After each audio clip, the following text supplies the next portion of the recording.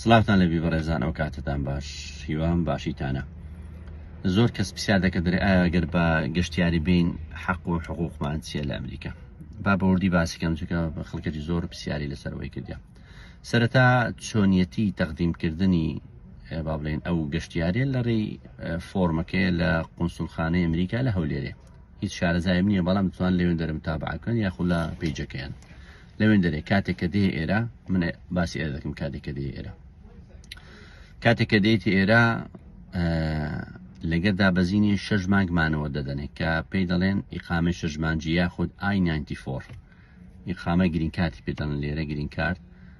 10 ساڵە لە بۆر کەسێکە بە یاسایی هاتبیێت یاخودوانێ بە لۆتەریان پڕکردەوە 10 ساڵە، بەڵام ئەوەیان 6 مانگیە کرد بۆ گەشتیار هاتی لەو 6 مانگی دەی بیچێ دەرێت تەمان ناتانی ئیشکەی دەی بیچێ دەرێ لە پاشان، بەڵام لەو کاتێککە ناتوانانی ئیش بکەی ینی بچێ دەرێ تەقدیمی محکەمەی بکەیت تەقدیمی ئیمیگرێشن بکەیت لە وەکو ئەسایلەم وەکو با بڵێن وەکو لاجئێک پەنابەرێک لەزمی ئەو 6 مانگی دەبی تەقدیم بکەیت. بستە دوای ئەو 6 مانگی پێ دەڵێن ئاوت ئۆف ستاتوس کە ئەویش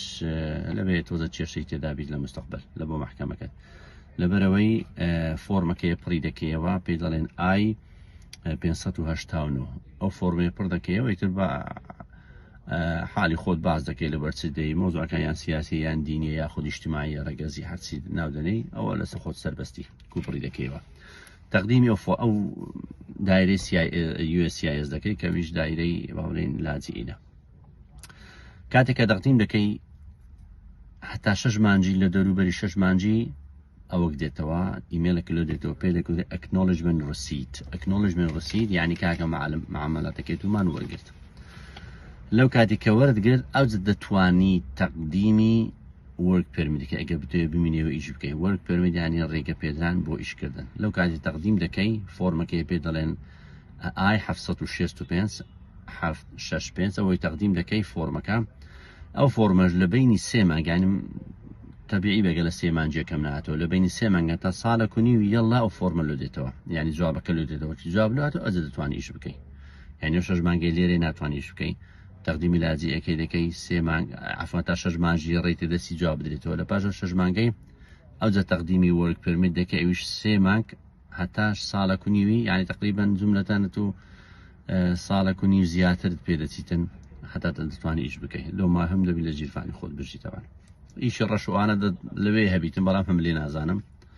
ئەوێ لەگەن کوردەچی ئیش بکەی ئەوە شتەچکە ئەم نازانم ئەوەی معلومات. وەرک پەرمیتەکە کە دەدرێتە لە بۆ 2 ساڵیە کاتێککە نوێ دەکەوێت $500 ئیزافە دەدەی ئەو کاتی لۆ دەکەنە 5 ساڵێ. کاتێکە تەقدیمی ئەسایلمنتەکەت کردوەکو باسمان کرد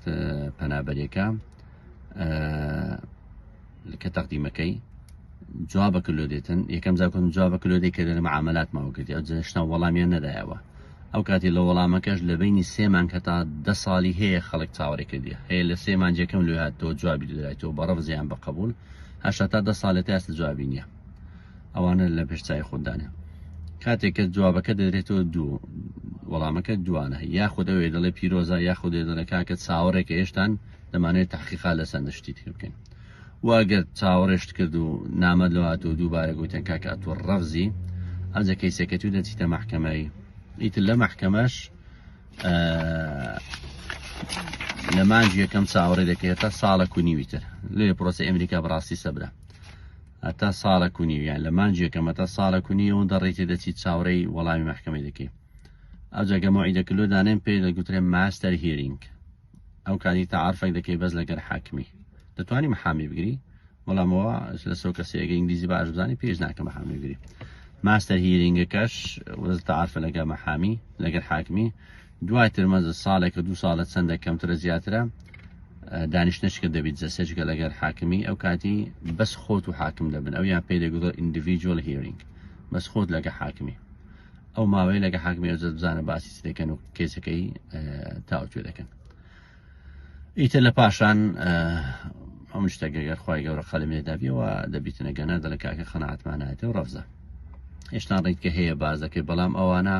شاڵە ناگاتەوە حەدەی ئەج معلوماتم بەڕاستی لە هەندێک بەرادەراوە گرتە بۆ کەیسێنە داڕۆیشتینە